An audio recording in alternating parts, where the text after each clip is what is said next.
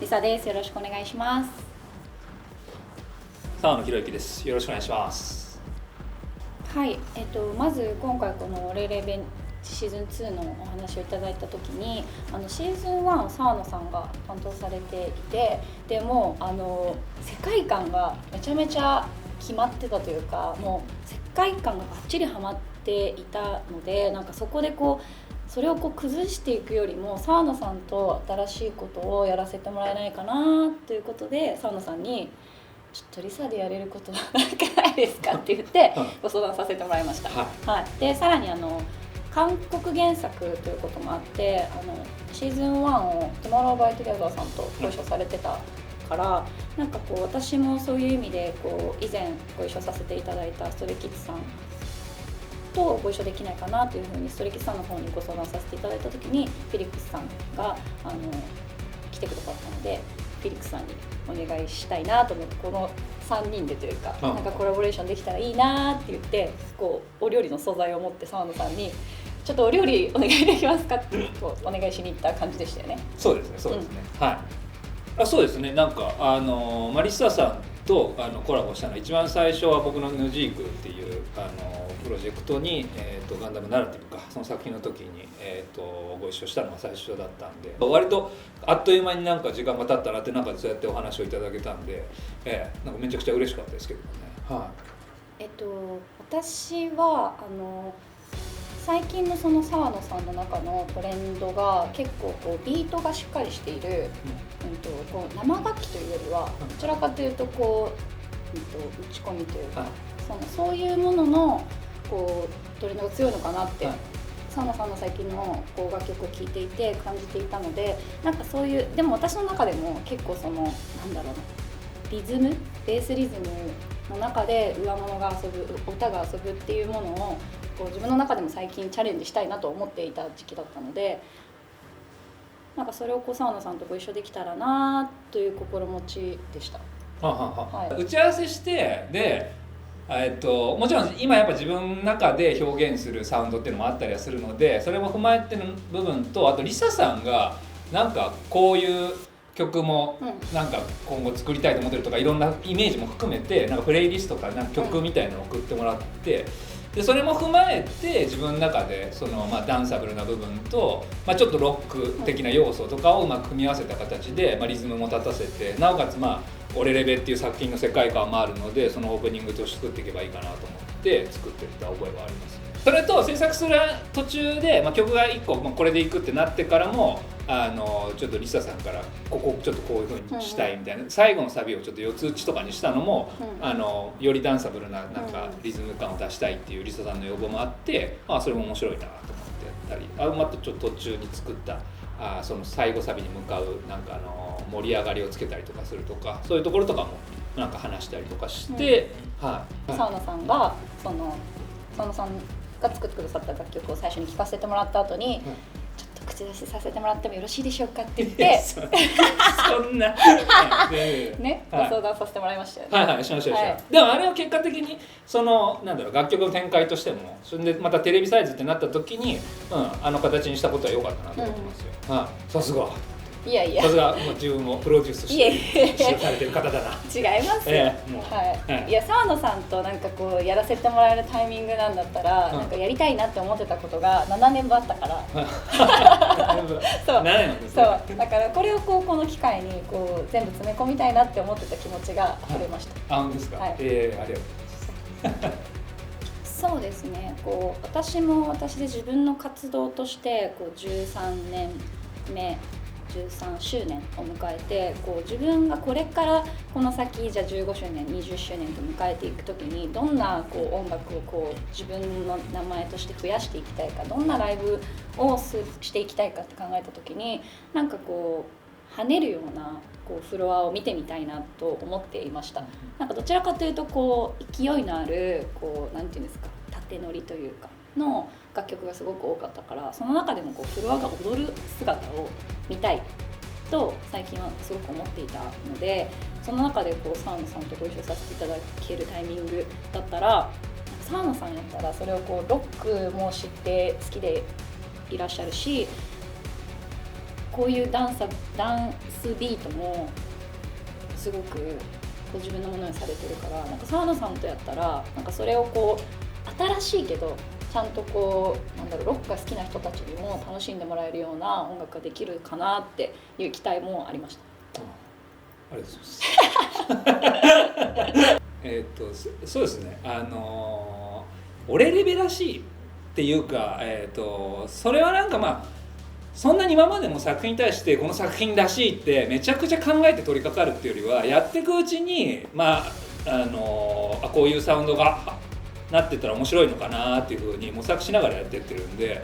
今回も別にだから俺レベワンクールやったからって言ってなんか俺レベの世界観別に分かっただけでいるっていうよりは、まあそのリサさんとそのフィリックスさんとコラボするっていう部分でどういう曲作るかとか、であとオープニング曲だから、やっぱリズムを立たせて、前回のそのヌジークでやった曲がわりかしパーカッシブなアプローチしたんで、そこはなんかある意味リンクっていうか、今回の曲でもなんかそのリズム立たせるっていう上でパーカッシブな部分とかを出せたらいいかなとかっていうふうには思っていましたけどね。だからそれがなんか劇中の音楽とかでも僕自身は、俺レベじゃなくてもわりかしオーケストラの曲の時とかはその太鼓だったりとか打楽器を強調したオーケストレーションとかしていくので、その辺がなんか俺レベのエンタメ性とか勢いとかに通ずんだったらオープニングでもそういう曲を作るのもいいのかなと思って作ったところは意識的無意識的にあったと思いますけど、それがだからやっぱロ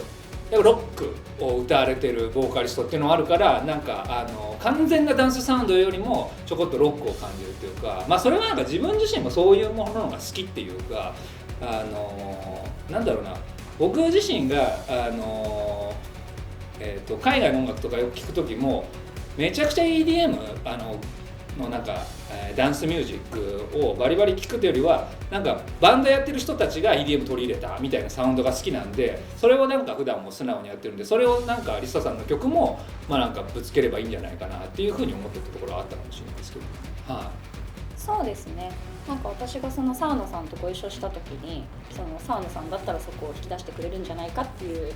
信頼は同じところであった気がします。もうなんか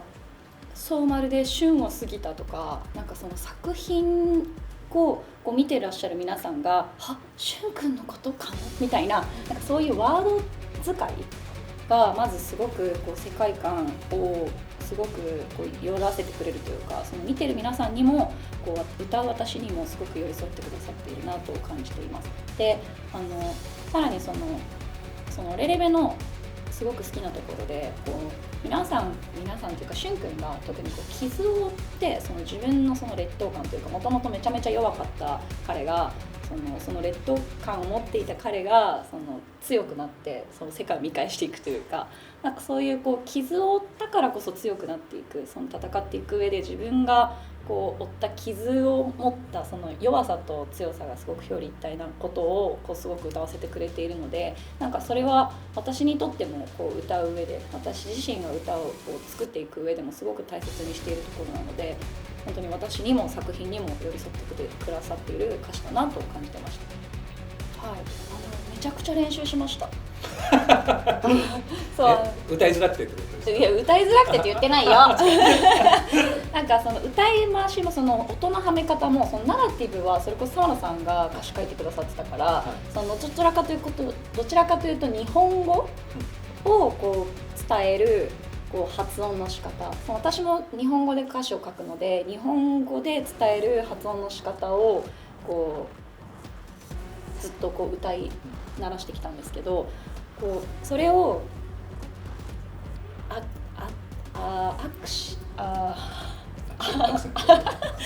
アクセントを当てる場所をこうやっぱりこう英語っぽく発音することで、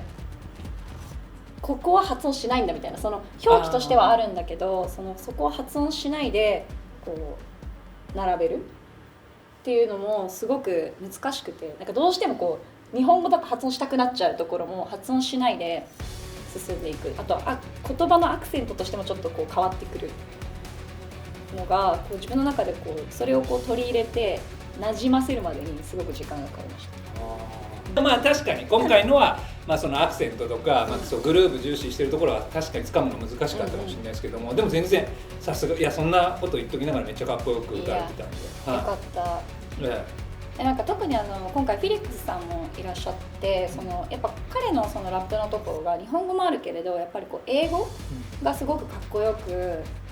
ハマっている、ラップだったから、なんかそのこう英語ニュアンスを私もそこをこう彼にバトンを渡していく、Bメロで彼にバトンを渡していくような気持ちでこう歌いたいなと思ったので、澤野さんの意図はすごく伝わってました。あ、本当ですか。はい。あ、よかったです。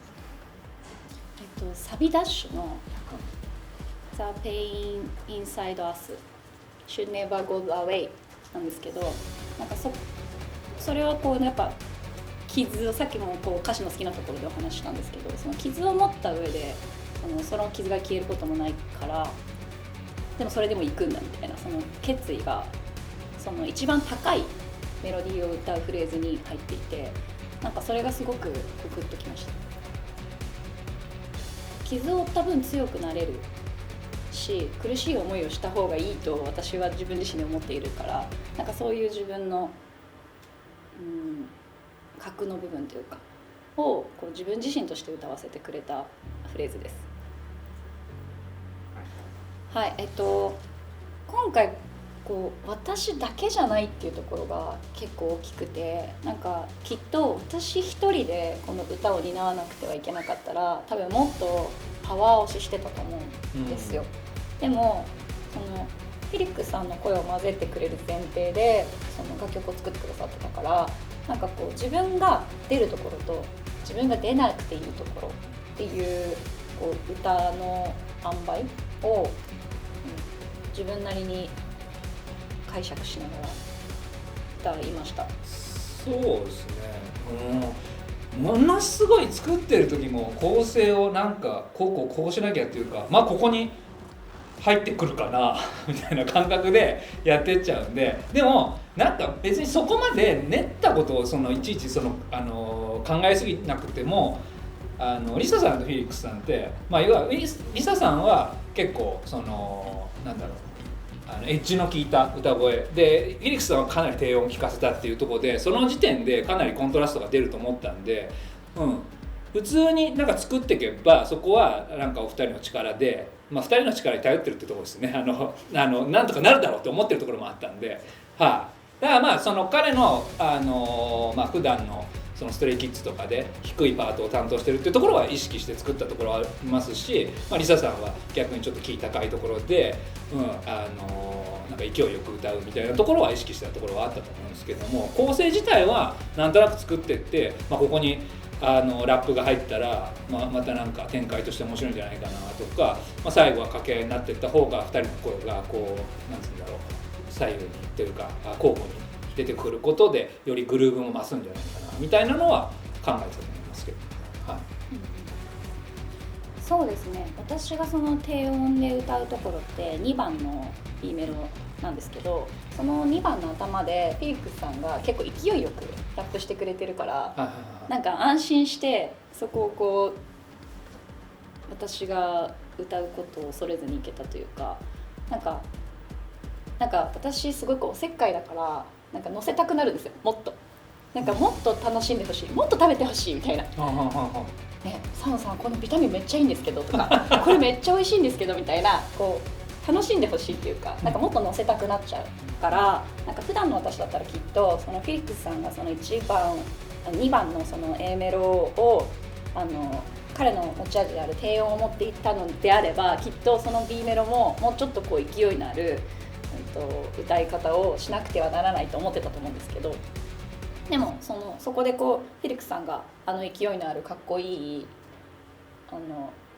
ラップをかましてくれてるんで、はい、安心して、はい、私は落ち着いたパートとして自分なりにこう空気感を持った、はい、歌を歌いました。そうですね、やっぱなんか自分の想像してた部分と想像以上になんかその楽曲のエモーショナルなっていうか展開にしてもらえたなっていうのはできた音で感じましたけどね。それにフィリックスさんもその A メロとかの勢いよくやるのも多分元のベンがその仮歌の段階で結構激しくやってたのもあったんですけど、そう僕がなんか作ってる時は割かし低いトーンでいくかなと思ってたのが、そうベンの仮歌もあってああいうトーンで言ってくれたのも、彼のなんか2つの声聞こえるみたいなところで結果的に良かったなとかって思いましたけど、いやでもそれはだからやっぱそのコントラストって部分ですかね。なんかそこの部分がより強く出るっていうか、もちろんリサさん一人で楽曲歌ってもそれはそれでリサさんのそのエモーショナルな展開っていうのをご自身で作って吹き込んでくれたと思うんですけども、また一人入る、それも女性ボーカルじゃなくて男性が入るっていうところでその緩急みたいなのもよりなんか普通よりも多くつくみたいな感じになったんじゃないかなというか、なんか場面転換も絵的に見えてくるっていうか、その声を聞いてるだけで、なんかそういう部分もなんか伝わるんじゃないかなって気がしましたけど、はい、私もそうですね。私一人では表現できなかった楽曲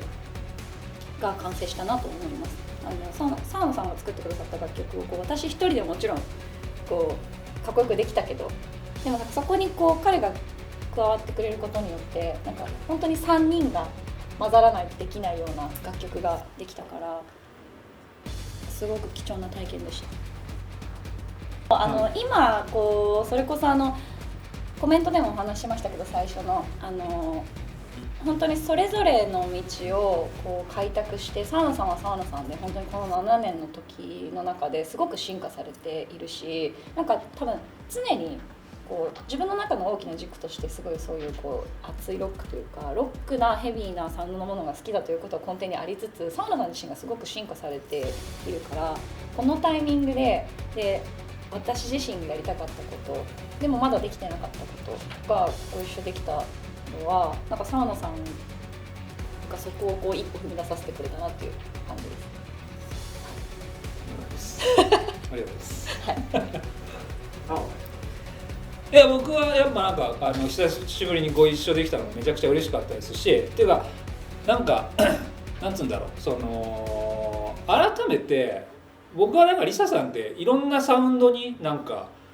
楽曲になんかアプローチできるそのなんだろうな力を持ったボーカリストだなって思ってて、だからなんか全部の曲を全て知ってるわけじゃないですけども、でもやっぱロックのボーカリストっていう印象が強い中で、そのロックのものを持ちながらも例えば全然デジタルだったりとか、そういうサウンドなんかエレキギター一切なんないみたいなものとかも、多分リサさんはそこに対してその他の人とは違う面白いアプローチをできるボーカリストなんだなっていうのは今回聞いてて思ったんで、なんかそういうのをより見ていきたいですし、なんか一緒にやれるんだったらやりたいなと思ってるんですけどもね。ラブコールがかかってたのって僕聞いてないですけどね。今聞いてますから公の場で。いや、まあそうでももう本当それは思いました。なんかだからこれからよりなんか多分いろんな進化していく、なんかもちろん従来のファンの方たちが求めてる曲も追求するとは思うんですけれども、こんな曲もやるんだってことをなんか見せていってくれるボーカリストなんだろうなっていうのは今回の曲やって改めて思いました。嬉しいです。もともとその好きなものややりたいことっていうのは自分の中ではたくさんあるんですけど、自分の中でリサという名前でやれることが自分の中では結構最初は狭かったんですね。なんですけど活動を続けてきて一つ自分の中でそのロックを歌うシンガーであるということを自分の中で一つ貫いた10年があったからこそ、それが混ざり合った時にどんなところへ連れてってくれるんだろうっていう出会いを求めているというか、その自分もその刺激を受けた上でそれを持ち帰って新しくリサを進化させていくみたいなことの楽しさを今味わっている13周年というか、なんかその10年目の先というか、なんか続けていく上で自分がワクワクしていたい、なんかそれが作品との出会いだったりクリエイターさんとの出会いだったり、なんか澤野さんとも続けてきたからこそまたこうやってご一緒できるタイミングがあって、でそこでまた全然違う澤野さんと全然違う私で新しい楽曲を作れることへのワクワクだったり、なんかこういうことがあるからこう続けてきてよかったなって思えるというか、なんか自分がワクワクしていたい、ワクワクしながらリサを進めていきたい、進化させていきたいという気持ちが今すごく大きくあります。これライブでやるのめちゃくちゃ楽しいですよね。おお、本当ですか。うん、めっちゃ見るの楽しみですけど。楽しみにしていてください。楽しみにしてますデジタルなサウンドをそれこそ生音で生音源で生楽器でこうライブで表現するのもすごい新しくて面白そうだなと思ってます。あ、でも確かに、だから多分そうライブやったらよりロック色がさらに強くなるかもしれないですよね。でもなんかそうなんですよ。ごめんなさい、こんな話してて大丈夫なんですか。でもそう、リサさんやっぱライブが大事じゃないですか。でも僕は洋楽のアーティストですごい好きなのは、もうなんか CD 作る時に割り切っても打ち込みだけでやっちゃってて、でもライブになった瞬間にバンドでやるっていうのが面白いんですよ、それが。だからそれをやっても全然なんか、まあ、もう普段やられてると思うんですけども、よりそういう風にやってってもなんかかっこいいもの作りそうだなって感じがするんですよね。まさにそれをやりたかったんですよ。そう、それをやりたくて今回の楽曲がこれをこう音源は音源で素晴らしいから、それはそれで楽しんでもらいたいし、ライブはライブでその音源を聴いた人たちがうわ生ってすごいみたいな、どちらも楽しんでくれるといいなと思ってます。いやめっちゃそれ楽しみですね。